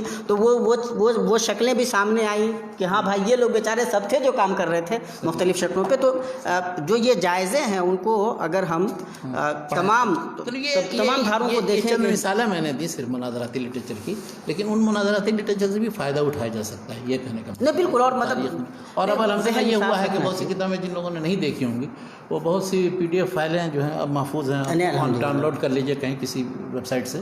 تو یہ ایک فائدہ ہے موجود. بہت سی کتابیں ہم نے بھی اسی صورت میں دیکھی. جی بالکل. اور بہت سے حوالے مطلوب تھے، ہمارے بہت سے بھائیوں نے اس سلسلے میں مدد کی. وہ پرانی کتابیں جتنی چھپی ہوئی تھی وہ سب مہیا کر دی یا اس کے اقتباسات مہیا کر دی. تو یہ ایک فائدہ ہے. لیکن یہ ہے کہ جیسا میں نے لمحات کے مقدمے میں لکھا ہے کہ ان جو اختلافی مسائل یا مناظراتی مسائل میں اگر مقصد یہ ہو منافرت پھیلانا، آپس میں لڑنا بھڑنا، تو یہ تو محمود نہیں، انتہائی ضرورت یہ تحقیق کے نام پر مطلب لوگوں کو دھوکہ دینا. اور وہ لیکن اگر مقصد یہ ہو کہ مسائل کی حقیقت واضح کی جائے، اس کی ابتدا سے لے کے اب تک کی صورتحال وہ سمجھی جائے، اور اس وقت کیا رویہ ہونا چاہیے ہمارا، تو اس کے لیے مناظراتی لٹریچر بہت اہم ہے. اور اسی سے بلکہ بہت سی صورتیں واضح ہیں. بلکہ یہ ہے کہ صرف ایک فریق کی چیز نہ پڑھی جائے، جو دوسرے فریق میں لکھی ہے اس کو پڑھے، تو آپ کو ہمیں یہ بھی سمجھ میں آتا ہے کہ نہیں وہ جو انکار کر رہے ہیں یا ان کا جو موقف ہے اس موقف میں بھی دلائل ہیں، کمزور ہوں یا نہ ہوں یا جو بھی ہوں، بہرحال ان کے سوچنے کا اپنا زاویہ ہے، اس زاویے کے پیچھے ان کے اپنے دلائل ہیں، ان کی اپنی فکر ہے، سوچ ہے. تو یہ تب ممکن ہو پاتا ہے جب ہم چاروں جس طرف سے جو چیز آ رہی ہے اس کو دیکھتے ہوں تو یہ ایک اچھی چیز ہو سکتی ہے. شیخ ہم لوگ یہ عقائد اور جو فقہی دینی موضوعات تھے ان سے تھوڑا سا نکلیں تو جیسے علم و ادب کی جو تحریکیں رہی ہیں اور جو سماجی جو موضوعات ہو سکتے ہیں ان پہ جو چیزیں لکھی گئی ہیں, اصلاحی نوعیت کی ہو تب یا علمی فکری نوعیت کی ہو تب, اس طرح کی کتابوں میں اگر مذہبی کتابوں کو سے ہم ہٹ کر کے یا عام جو خالص مسئلے میں مذہبی مسائل وغیرہ سے متعلق, تو بہت سی کتابیں جو مصلحین مفکرین مجددین نے لکھا, بہت سے تو تجدد یا تجدید کا دعویٰ کرتے ہیں, ہے نہیں مجدد, لیکن جن لوگوں نے جیسے بعض مسائل سے متعلق یا بعض موضوعات سے متعلق رہنمائی کی ہے. اب جیسے ایک مثال ہے عبید اللہ سندھی, تو عبید اللہ سندھی کی کتاب ہے شاہ ولی اللہ اور ان کا فلسفہ. تو انہوں نے شاہ ولی اللہ کی کتابوں کے وہ ماہر تھے, وہ تو انہوں نے ان میں سے کشید کر کے اور کچھ اپنے فکر ڈال کر کے شاہ ولی اللہ کا فکر و فلسفہ کیا تھا وہ انہوں نے قرآن کے تعلق سے, حدیث کے تعلق سے, اس طرح سے فقہ کے تعلق سے, اجتہاد کے تعلق سے, اس طرح سے عقائد کے مسائل میں اور تصوف کے بارے میں, تو وہ انہوں نے بہت ملخص انداز ہے. سب سے پہلے یہ مضمون چھپا تھا الفرقان کے شاہ ولی اللہ نمبر میں 1939 میں یہ چھپا تھا. بعد میں پھر اس میں اضافہ کر کے اور اس کی تصحیح کر کے الگ سے کتابی شکل میں چھپا. تو اس کو صرف سید سلمان ندوی نے پڑھا تھا, پڑھ کر کے کہا واقعی یہ پڑھ کے اندازہ ہوتا ہے کہ یہ شخص جو ہے مطلب غور و فکر کر کے بہت سی ایسی جہتیں انہوں نے بیان کی ہیں کہ جو ان کے ذہن میں بھی نہیں تھی, اور جو شخص بھی اس کو پڑھے گا. اچھا اس میں بعض ایسے افکار ہیں کہ آپ تم چونک پڑھیں گے کہ یہ کیا ہے. اب اس میں مثلا وحدت الوجود اور وحدت الشہود میں جو تطبیق دی ہے, وحدت الوجود کا جو مفہوم بیان کرنے کی کوشش کی ہے صوفیہ کیا چیزیں نہیں ہے اور اسی پر مبنی قرار دیا ہے, تو وہ آپ حیران رہ جائیں گے. اسی طرح سے ان کی ایک تحریر مجھے یاد آتی ہے, وہ مشاہیر اہل علم کے محسن کتابیں میں ہے. انہوں نے کہا کہ شاہ ولی اللہ کی ساری کتابیں پڑھنے کے لیے اور اس کو سمجھنے کے لیے شاہ اسماعیل شہید کی ابقات پڑھنا ضروری ہے. بغیر ابقات کی وہ چیزیں سمجھ میں نہیں ہیں. اچھا ابقات سے ہم دور بھاگتے ہیں, ہم پڑھتے نہیں ہیں ان کو, اور وہ عربی میں ہے اور فلسفہ اور تصوف کے مسائل پر مبنی ہے, لیکن بہت گہری بات ہے. اب جنوں کا ذوق وہ تصوف اور فلسفیانہ تصوف اس کو پڑھنے کا ذوق ہے, وہ پڑھ سکتے ہیں, اس کو استفادہ کر سکتے ہیں. لیکن اب جن کا ذوق نہیں ہے ظاہر وہ نہیں پڑھیں گے, مگر ان کو پڑھنا اور ان سے استفادہ. اس طرح سے مولانا مناظر حسن گیلانی, ان کی کتاب ہے الدین القیم, تو ہمیں وہ تنزیل صاحب نے مجھے ایک نسخہ بھیجا. اچھا وہ میں نے پڑھا, اور دوسری چیزیں تو ٹھیک ہے قابل قبول ہے, لیکن اب اس میں بھی وہی وحدت الوجود اور اس کو جو سمجھانے کی کوشش کی ہے, وہ کسی طرح یہ دکھانے کی کوشش کرتے کہ اسلام میں ہے اس کی گنجائش, اور ہم لوگوں کا ذہن اس طرح بن چکا ہے کہ وحدت الوجود کا سرے سے اسلام سے ہی کوئی تعلق نہیں. لیکن انہوں نے ہمارا ذہن بن چکا ہے یا سچ بھی یہی ہے کہ واقعتاً اس کے لیے گنجائش نہیں؟ ظاہر ہے, یہ آپ کی رائے ہو سکتی ہے کہ آپ مثلا اس کے بالکل دشمن ہیں, دوسرے کی رائے ہو سکتی ہے کہ نہیں میرا مطلب کفر نہیں ہے وہ. نہیں میرا مطلب یہ ہے کہ آپ کا ذاتی موقف اس سلسلے میں ہمارا ذہن بن چکا ہے یا قرآن و سنت میں واقعتاً. اگر ذاتی موقف مجھ سے پوچھتے ہیں تو میں وحدت الوجود کے قائلین کے کافر ہونے کا قائل نہیں, تکفیر کا قائل نہیں. میں ابن تیمیہ کا بڑا معتقد ہوں. ابن تیمیہ ابن عربی کو کہتے ہیں کہ وہ کافر تھے. تو وہ نہیں کہہ رہا. وحدت الوجود کے قائلین مومن ہیں یا کافر, کیا کہیں گے آپ؟ نہیں میں اس کی بات نہیں کر رہا. ایمان و کفر کی بات ہے یہ. نہیں میں اس کی بات نہیں کر رہا ہوں. میں یہ کہہ رہا ہوں کہ وحدت الوجود بحیثیت ایک عقیدے کے فلسفے کے ہے نا, اسلامی اعتبار سے کیا وہ اسلامی ہے؟ یہ دخیل ہے, یہ باہر سے آیا, بات ختم ہے. لیکن کیا مطلب یہ کہ اس پر بحث کی گنجائش اسلام کے اندر ہے کہ نہیں ہے, اور اس کو کسی طرح سے بہت سی ایسی فلسفہ یونان کی بہت سی چیزیں لی گئی ہیں, تو کیا یہ کفر و ایمان کا مسئلہ بن جاتا ہے؟ یہ میں کہنا چاہتا ہوں. تو اس پہ مباحثہ ہو سکتا ہے. اب جو ہے جیسے ابن عربی کو وحدت الوجود کے قائل ہونے کی وجہ سے اس کے سلسلے میں 3 موقف علماء ہیں. ایک تو جو بالکل پکا ولی اللہ موحد اور پتہ نہیں کیا سمجھتا اصلی توحید کے وہی قائل ہے, وہ مولانا علامہ جلال الدین سیوطی وغیرہ اس کے قائل ہے اس میں. دوسرے جو بالکل ہی کافر قرار دیتے ہیں, علامہ بقائی ہوئے, امام ابن تیمیہ وغیرہ اور دوسرے لوگ کتابیں لکھی ہیں. تیسرا موقف یہ ہے جو درمیانی ہے, مطلب وہ کہتے ہیں کہ ٹھیک ہے یہ مباحث اور یہ سب چیزیں نہیں اسلام سے تعلق, لیکن ان کو تم کافر کیسے کہو گے؟ کفر کے لیے مطلب کوئی ایسی صریح دلیل چاہیے کہ اس کی بنیاد تو تکفیر کیا, تو وہ توقف کا موقف. علامہ سخاوی وغیرہ جو انہوں نے کتاب لکھی القول المنبی عن حیثیت ابن عربی, تو انہوں نے وہ تینوں موقع بیان کیا, سب کے فتوے درج کیے ہیں. جو لوگ کافر کہتے ہیں ان کے بھی فتوے درج کیے, جو ولی اللہ سمجھتے ہیں ان کے بھی فتوے درج کیے, اور جو اپنا توقف اختیار کرتے ہیں اس کے بھی فتوے درج کیے. تو آپ وہ توقف, تو میں تو مطلب ابن عربی سے متعلق یا کوئی بھی جو وحدت الوجود کا قائل ہے اس کے, ورنہ اب آپ اس کا مطلب ہے کہ جتنے ہمارے یہاں بر صغیر میں, وہ تو بر صغیر میں تو وحدت الوجود ہی کا فلسفہ تھا. اس کے مخالفین یا تو شیعہ تھے یا کچھ ایسے متکلمین تھے. تکفیر تو یہ مطلب آخری درجے کی بات ہے, لیکن بحیثیت ایک فکر کے اس کا اسلام سے بہرحال تعلق نہیں ہے. جو لوگ مطلب اس کو سمجھتے ہیں کہ اسی پر بنیاد اور اصل ہے اسلام کی, اس کو سمجھے بغیر آپ سارے اسلامی عقائد اور اس کے سلسلے میں توجیہ و تعبیر نہیں کر سکتے. جیسے مولانا عبید اللہ سندھی نے شاہ ولی اللہ کو جس انداز میں پیش کیا ہے، اب شاہ ولی اللہ کی بعض کتابوں سے یہ سمجھ میں بھی آتا ہے، یا شاہ ولی اللہ کے ہاں جو وحدت الوجود اور وحدت الشہود کے درمیان جو تطبیق کی کوشش ہے، ایک رسالہ مدنیہ ہے ان کا. تو یہی انہوں نے یعنی مجد الثانی نے ابن عربی کے نظریہ وحدت الوجود کی مخالفت کی. انہوں نے کہا وحدت الشہود ہے، یعنی ہر سب کچھ یعنی حقیقی وجود صرف اللہ تعالیٰ کی ذات کا ہے اور دوسری چیزیں کوئی حقیقی وجود نہیں رکھتی. انہوں نے کہا نہیں، ہر جگہ اس کی تجلی ہے، اس کے اثرات ظاہر ہوتے ہیں، لیکن یہ کہ فی نفسی ذاتی طور پر اس کے اندر نہ حلول کیا ہوا ہے اللہ کی ذات ہے، نہ جو وحدت الوجود کا مفہوم ہے. یعنی وجود دوسری چیز کا ہے بھی، یعنی وجود اللہ کا بھی ہے، غیر اللہ کا بھی ہے. وحدت الوجود سرے سے اس کے وجود حقیقی کے ہی قائل نہیں دوسرے. وہ تو جو کچھ ہے سب کو اللہ ہی مان لیتے ہیں. تو یہ کیسے اسلامی ہو سکتا ہے؟ لیکن تو یہ دین القیم ہے. اور انہوں نے لکھی تھی، اصل میں یہ لیکچرز تھے ان کے، جامعہ عثمانی میں وہ پروفیسر تھے دینیات کے.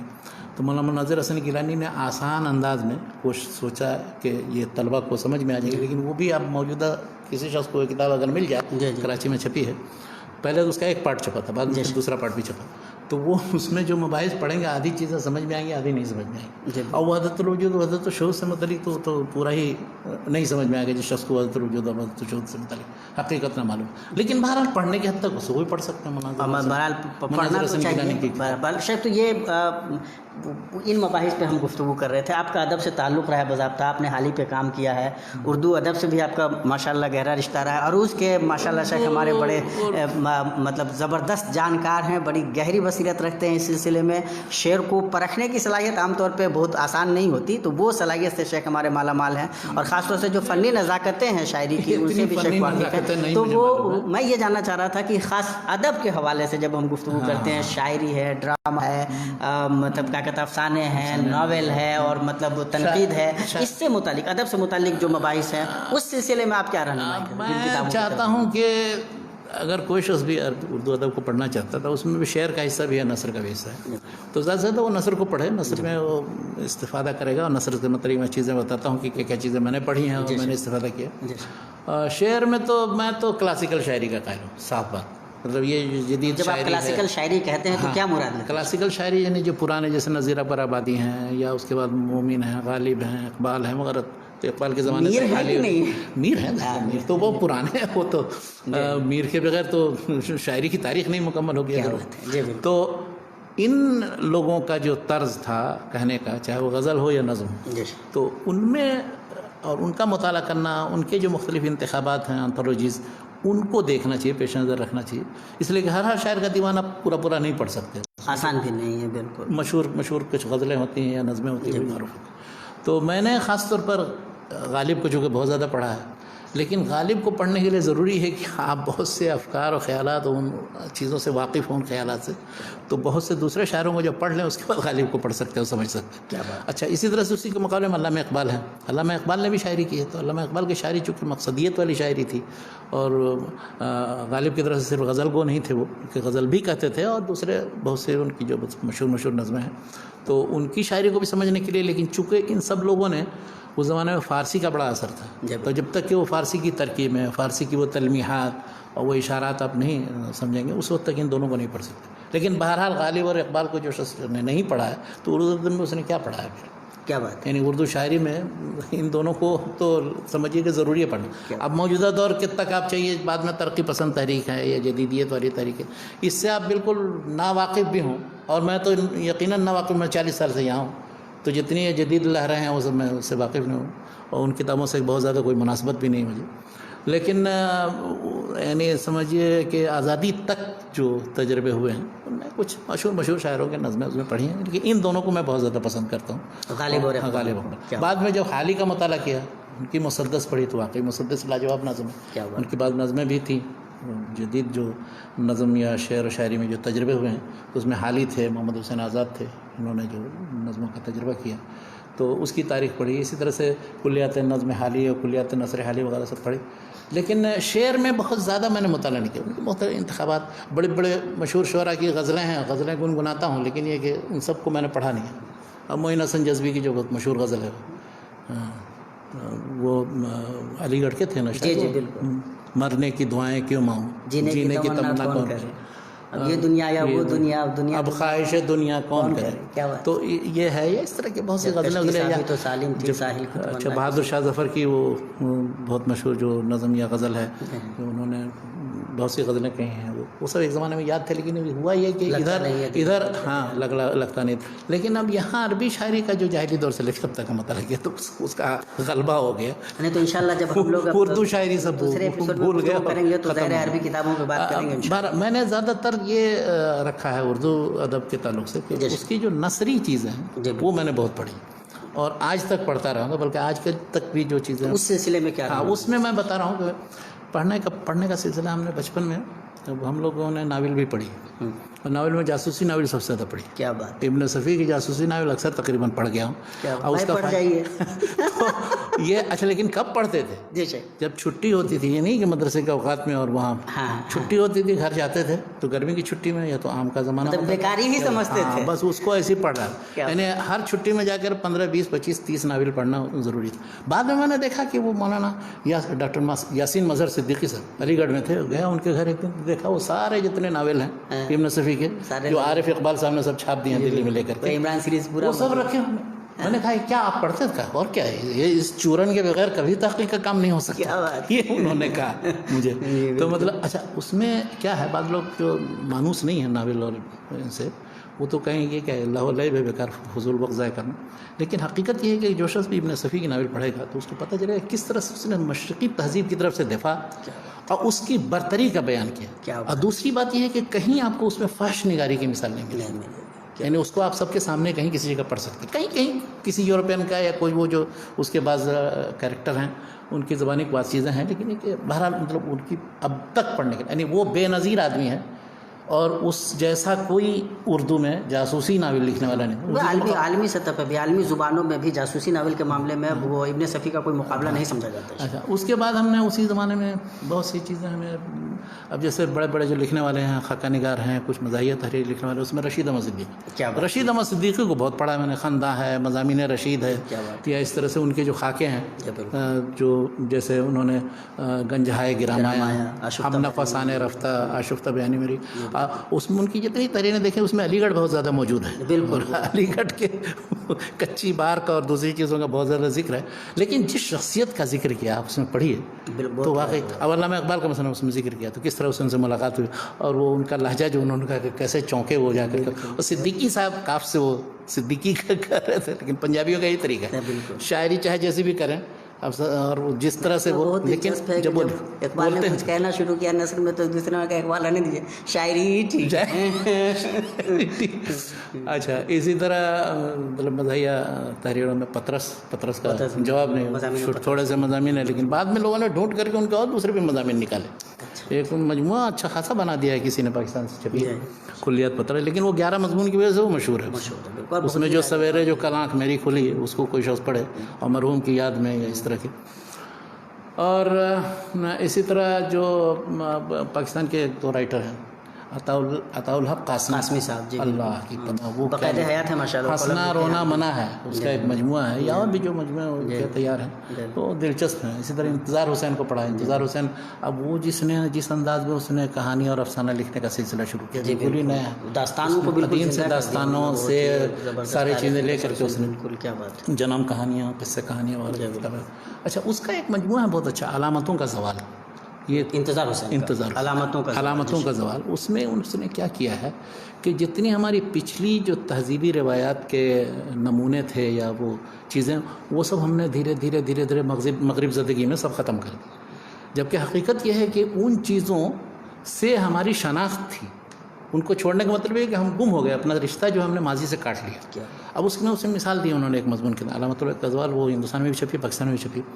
اس میں ایک مضمون انہوں نے لکھا کہ ہم لوگوں نے ترقی یہ سمجھ لی کہ ہم انگریزی سیکھ لیں, انگریزی حروف میں ہم اپنی ساری زبانوں کو لکھیں, اور اس کے بعد تو چنانچہ انہوں نے مذاق اڑاتے ہوئے لکھا, کہا کہ دیکھیے جاپان نے اور چین نے اپنے اسی دقیانوسی رسم الخط کو باقی رکھتے ہوئے کہاں تک ترقی کی. کیا بات کیا بات. اور ترکی نے اس زمانے تک ترکی نے اپنے رسم الخط کو یا اس طرح سے انڈونیشیا ملیشیا وغیرہ نے اپنے رسم الخط کو فرنگی حروف میں بدل لیا, رومن حروف میں بدل لیا, تو وہ کہاں پہنچ گیا تھا تصرف. بالکل. تو کہا کہ رسم الخط اصل یہ ہمارا ماضی ہے اور ہمارے ماضی سے رشتے کا سبب ہے. حقیقت یہی ہے. اس وقت ابھی ترکی زبان کے اندر جو پورا لٹریچر ہے وہ سب عربی رسم الخط میں تھا, جس کو انہوں نے اب موجودہ نسل کے لوگ سب پڑھ نہیں پاتے ہیں اپنے پرانی چیزیں. ظاہر ہے جب اس رسم الخط سے ہی واقف نہیں ہوں گے تو کیسے پڑھ. تو یہ مجموعہ جو ہے وہ بہت علامتوں کا زوال. اچھا, اسی طرح اب کچھ ایسی آبیتیاں بھی ہیں بہت دلچسپ قسم کی. اس میں مولانا آزاد کی جو ہے مولانا آزاد کی کہانی خود آزاد کی زبان ہے جو ملی آبادی نے مرتب کی, وہ دلچسپ ہے. اس طرح سے اپنی تلاش میں جو کلیم الدین احمد صاحب کی وہ بھی دلچسپ اپنے انداز کی. بلکہ آپ بیتیوں کے بارے میں اگر پڑھنا ہو تو نقوش کا ایک آپ بیتی نمبر نکلا تھا, 2 ضخیم جلدوں نقوش کا, تو اس میں سب لوگوں کی آپ بیتیوں کو, بلکہ حتیٰ کہ جو بر صغیر کے نہیں ہیں باہر کے بھی, ان سب کا نقوش کا آپ بیتی نمبر وہ پڑھنا ہو تو بہت سے لوگوں کی آپ بیتیاں, بہت سے لوگوں کی آپ بیتیاں ہیں, بہت سی نہیں بھی ہیں, لیکن جو آپ بیتیاں ہیں بہرحال جو دلچسپ قسم کی ہیں. اور سفرناموں میں ہم نے بہت پہلے وہ ایک تھے جو مزاحیہ نگار بھی تھے, بہت شاعر ہیں تو سنجیدہ ہیں, لیکن جب مزاحیہ نگاری کی ہے تو وہ اس میں سفرناموں میں کی ابن انشا. تو ابن انشا کی دنیا گول ہے, آوارہ گرد کی ڈائری, چلتے ہو تو چین کو چلی, یہ سب ہم لوگوں نے کئی بار پڑھا ہے. ماشاءاللہ اویلیبل ہے, آسانی اور اویلیبل ہے ساری چیزیں. ان کے کتاب بڑا البیلا شاعر, اردو کی آخری کتاب, تو اس نے سارے وہ تلمیحات کو بدل کر کے دوسرے انداز میں لکھا ہے, لیکن بار پڑھنے کے لائق ہے. اس نے ایک وہ جب جاپان پہنچتے ہیں تو ایک جگہ لکھا ہے, کہا کہ وہاں ہم گئے, ہمارے ساتھ ایک محقق وحید قریشی یا کون تھے, تو ہم تو بڑا خوش ہو رہے تھے کہ ماشاءاللہ اردو کی ساری کتابیں ہمارے یہاں اس لائبریری کے اندر ہے. جاپانی لوگ بڑی قدر کرتے ہیں اردو کی اور بہت پڑھتے ہیں, یہاں شعبہ بھی قائم ہے. ہم لوگ دیکھ کے خوش ہو رہے تھے. وہ وحید اختر صاحب یا کون تھے یا وحید قریشی, انہوں نے کہا یہاں کوئی مخطوطہ یا قلبی کتاب بھی ہے. تو ان کے بارے میں انہوں نے تبصرہ یہ کیا ہے کہ یہ محققین ایسے لوگ ہیں کہ جب تک کتابوں میں دیمک نہ لگ جائے اور وہ قدیم نہ ہو جائے, پھٹے پرانے اوراق نہ, اس وقت تک یہ چھوتے نہیں ہیں, ان کو مزہ ہی نہیں آتا. تو ہم لوگوں کا بھی وہی حال ہے, قدیم مخطوطہ کہیں رکھا ہوا کوئی جدید طبع ہوئی کتاب, تو اس مخطوطے کو ہم پہلے اٹھائیں گے, اس کو چیک کریں گے. تو ابن انشا ہے. اس طرح سے کرنل محمد خان ایک مصنف ہے, اس نے بسلامت روی, بجنگ آمد اور بسلامت روی, یہ دونوں اس کی بہت مشہور کتابیں ہیں, جس میں اس نے اپنے جنگ کی داستانیں اور کہاں کس سے کہاں, یہ اور بھی بہت ہیں, بے شمار لوگ ہیں. تو نثر پڑھیں اور نثر میں جو نئے نئے تجربے ہوئے ہیں ان سے استفادہ کریں. جنہوں نے خاکہ نگاری کی ہے, جنہوں نے مثلاً افسانے لکھے ہیں. افسانے تو میں نے زیادہ نہیں پڑھے, بہت کم لوگوں کے افسانے وہ, لیکن پڑھے ہیں تو بعض تب افسانے واقعی وہ جیسے وہ بہت بدنام قسم کا منٹو ہے, تو ٹھنڈا گوشت اور دوسری چیزیں پڑھی ہیں. لیکن اب میں مشورہ نہیں سب چیزوں کا دے رہا ہوں, یا آپ نے تو دوسری طرف مجھے ڈھکیل دیا. یہ منتخب کتابوں میں سے میرے نہیں ہے. یہ ایسے منٹو کو پڑھنے میں کوئی قباحت نہیں ہے, سمجھداری سے پڑھ سکتے ہیں. یا اس کا وہ افسانہ جو کھول دو ہے, اور دوسرے بلکہ میری نظر میں تو منٹو پہ تھوڑا سا ظلم بھی ہوا. اس نے جس گہرائی سے جو باتیں کہی ہیں عام طور پہ لوگوں نے اس گہرائی سے لی نہیں. مثال کے طور پر کھول دو, جب وہ کھول دو میں پڑھ رہا تھا تو مجھے بہت افسوس ہوا کہ نہ معلوم کیوں لوگوں کو اس میں ایسی کیا خرابی نظر آ گئی کہ اس کو لے کر کے اس کو بدنام کیا گیا. اگر وہ ایک باضمیر انسان ہو تو وہ تو آخر تک جاتے جاتے اس کا دل رونے لگے گا, وہ بے چین ہو جائے گا. بالکل ایسا مت. تو منٹو پہ کہیں نہ کہیں تھوڑا سا ظلم بھی ہوا ہے. سمجھداری سے منٹو کو بھی پڑھنے میں انشاءاللہ کوئی مسئلہ ہے, مگر یہ ہے کہ پہلے وہ چیزیں اب مثلاً بہت میری خواہش تھی کبھی کہ الف لیلہ پڑھ لوں عربی میں, لیکن جب اٹھاتا تو تھوڑا سا پڑھتا. اصل میں مزاج جب ایسا بن جاتا ہے کہ اب تحقیق کا کام کرے تو وہ سمجھ میں آتا ہے کہ یہ سب بالکل واہیات چیزیں ہیں, پڑھنے سے کیا فائدہ. اب کوئی وقت نہیں ہے پڑھنے کے لیے, لیکن کسی کو وقت ہو تو اب مثلاً 20-25 سال کا نوجوان ہو کوئی تو وہ سب پڑھ ڈالے. ہاں, یہ انتظار حسین جو یہ بنا ہے, انتظار حسین وہی الف لیلہ اور اس طرح کی چیزیں پڑھ کر کے بنا. ابھی ریسنٹلی شمس الرحمان فاروقی ہے, وہ داستان امیر حمزہ وفات ہو گئی. جی انا للہ و انا الیہ راجعون. شمس الرحمان فاروقی سے ملاقات کی داستان میں نے بیان کی. جی بالکل. اچھا, ان کے تنقیدی جو مجموعے ہیں یا ان کی کتابیں ہیں ان میں وہ شعر غیر شعر اور نثر جی وہ میں نے پڑھی تھی، جس زمانے میں چھپی تھی بنارس میں. کیا بات ہے. شعر غیر شعر اور نثر، جی یعنی انہوں نے شعر اور نثر کے مقابلے میں غیر شعر بھی بنایا، جی جو شعر کے اصول میں تو ہے لیکن شعر نہیں. اچھا، اسی طرح شمس الرحمن فاروقی کا بحیثیت تنقید نگار کے ذکر کیا جاتا ہے، لیکن وہ جس کے بہت ایک عقیدت مند تھے، ان کی بات سے چیزیں جب میں نے پڑھی تو مطلب وہ شمس الرحمن فاروقی کیا دوسرے جتنے تنقید نگار ہیں یہ سب، احتشام حسین سب پیچھے دوسرے نمبر پر. وہ ہیں حسن عسکری. اچھا، حسن عسکری عجیب غریب آدمی تھا. مطلب وہ میرے خیال سے اردو تنقید نگاروں میں یا اردو کے ادیبوں میں بہت کم لوگ ایسے ہوں گے جنہوں نے فرانسیسی ادب کا اور تنقید کا اور شعر کا مطالعہ کیا. ان میں سے یہ ایک حسن عسکری.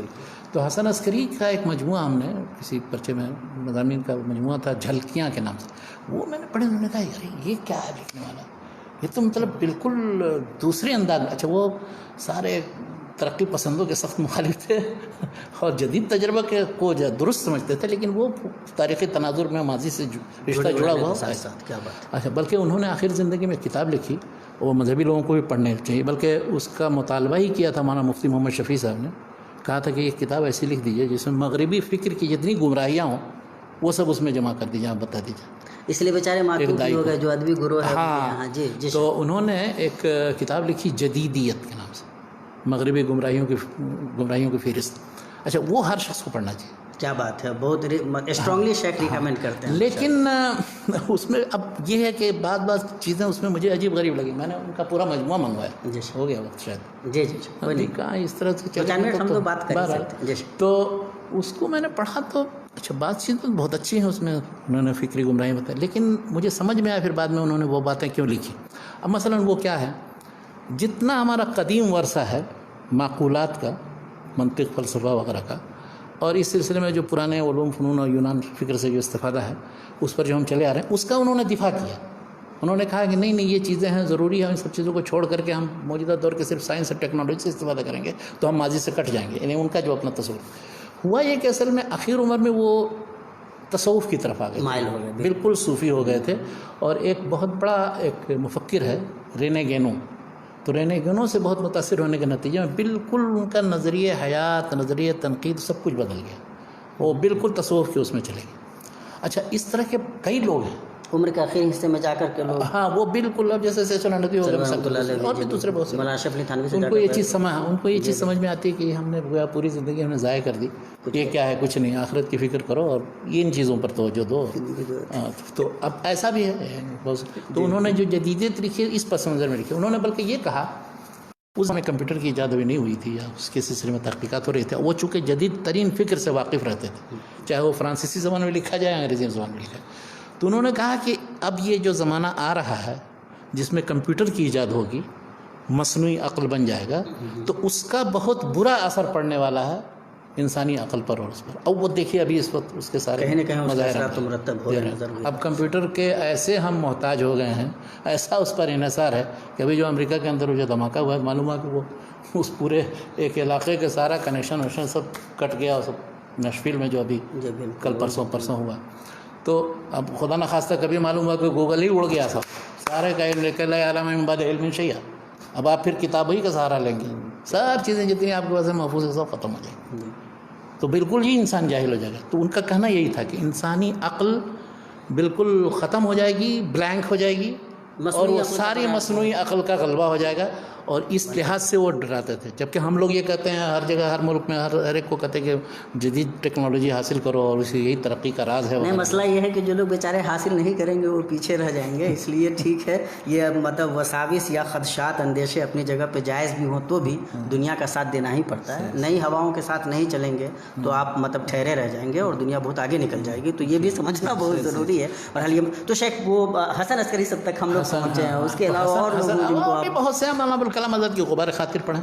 غبار خاطر میں بیٹھ کر کے فرضی طور پر کیسے خط لکھا ہے مولانا عبدالرحمن شیروانی کو، اور اپنے ساری چیزوں چڑا چڑے کی کہانی ہے، اور صبح جو ہے فجر سے پہلے اٹھ کر کے اور کس طرح چائے تیار کرتے تھے، اور چائے پر جو گفتگو کی انہوں نے وہ پڑھی. وہ اپنا اسی طرح جو خطوط اور ہیں، جیسے ابھی مجنو گورکھپوری نے جو تنقیدی مجموعہ ایک ان کا، وہ بھی خطوط ہی کے نام پر فرضی ایک محبوبہ کو فرض کر لیا ہے اور اس کے نام خطوط ہے، اور وہ سوال کرتی ہے یہ جواب دیتے ہیں.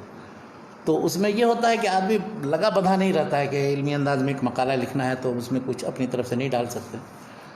یہ تو ہوئے ایسے لوگ کہ جو ادب اور تنقید وغیرہ کے لوگ ہیں. لیکن اکثر میں نے جو اردو میں پڑھا ہے وہ ان محققین کو پڑھا ہے کہ جو اب تحقیق کے میدان میں سید صلی اللہ ندوی کا ذکر ہے. لیکن اب وہ سید صلی اللہ ندوی تو خیر دینی اور تاریخی چیزوں میں تحقیق کی جو ادبی تحقیق وغیرہ کی لیکن ایک جو ہے بالکل بت شکن محقق وہ ہے محمود شیرانی. کیا بات ہے. تو محمود شیرانی تو ایسے تھے کہ انہوں نے کسی کو خاطر میں نہیں لا کر کے اور ان کے سارے مقالات کا مجموعہ چھپ گیا.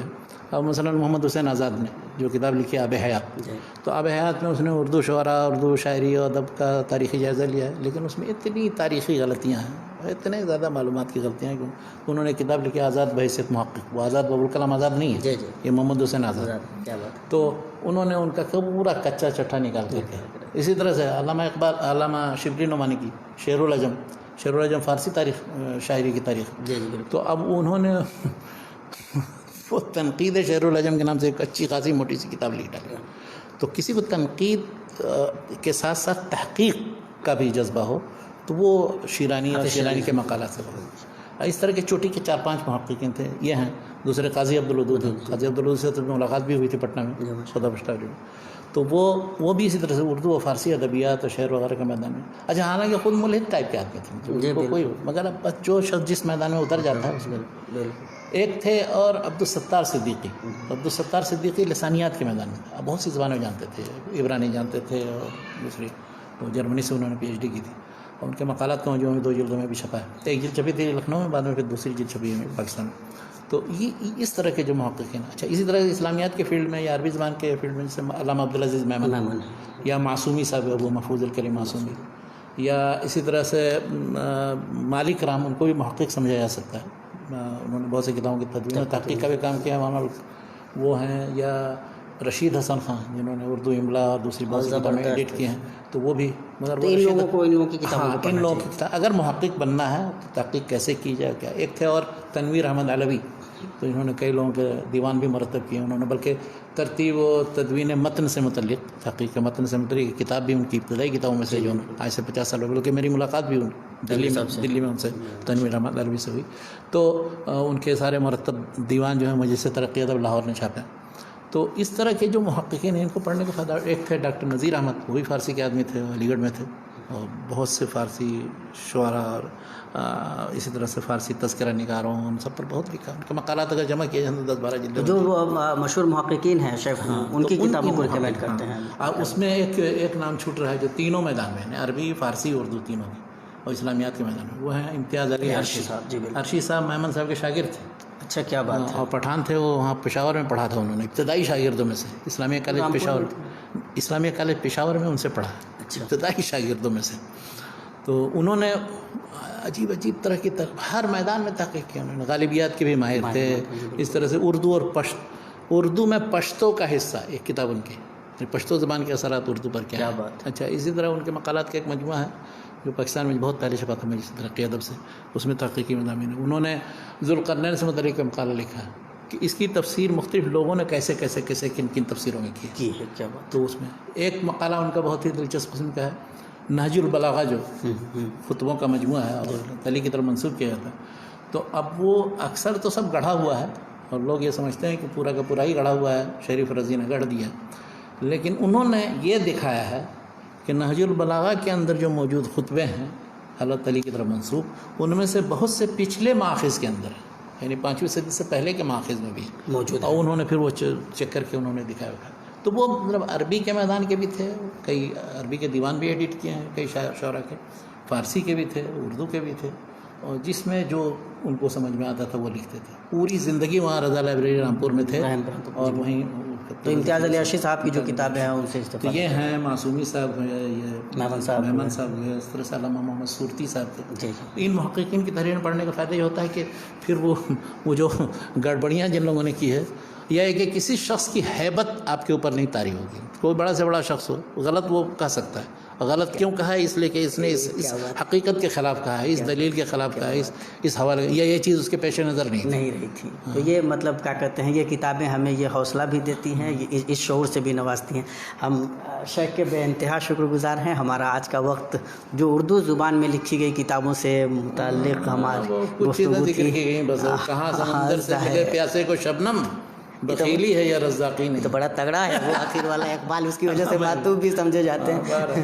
خیر بہرحال آج کا ایپیسوڈ ہم انشاءاللہ آئندہ عربی زبان میں لکھی گئی کتابوں سے متعلق شیخ کو ہم زحمت دیں گے. پھر انشاءاللہ انگلش زبان میں لکھی گئی کتابوں سے متعلق بھی شیخ کو زحمت دیں گے. شیخ کا مطالعہ الحمدللہ کافی وسیع ہے اور نظر کافی الحمدللہ چاروں طرف شیخ دیکھتے رہتے ہیں. اور ہمیں اندازہ، ہمارے دوستوں کو بھی جو ہمارے ناظرین ہیں ان کو بھی اندازہ ہو رہا ہوگا کہ زبان اور کیا کہتے ہیں فکر، علم، فقہ، دین اور عقائد، ان ساری چیزوں کو ملا کر کے ایک شخص جو آپ کے سامنے مطلب وہ دریا کو کوزہ میں بند کرنے کی کوشش ہو رہی ہے، وہ چیزیں ہم پیش کرنے کی کوشش کر رہے ہیں. اللہ تعالیٰ شیخ کو بہتر بدلہ دے، جن سے ہم طلبہ اگر استفادہ کرنا چاہیں تو انشاءاللہ ہمارے جو آفاق ہیں وہ بھی وسیع ہو سکتے ہیں. ہم بھی انشاءاللہ اپنے آپ کو بنانے کا کام کر سکتے ہیں. تو ہم گزارش کریں گے کہ جن کتابوں کی طرف اشارے ہوئے ہیں، جن مصنفین کا ذکر آیا ہے اور یہ کہا گیا کہ ان کی کتابوں سے استفادہ کیا جا سکتا ہے، تو ان کی اہمیت کو ہم سمجھیں، استفادہ کریں.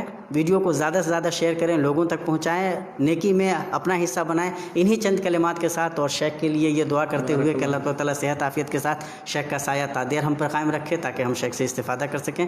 آپ تمام کے شکریہ کے ساتھ مجلس کے اختتام کا اعلان کرتے ہیں. السلام علیکم ورحمۃ اللہ وبرکاتہ.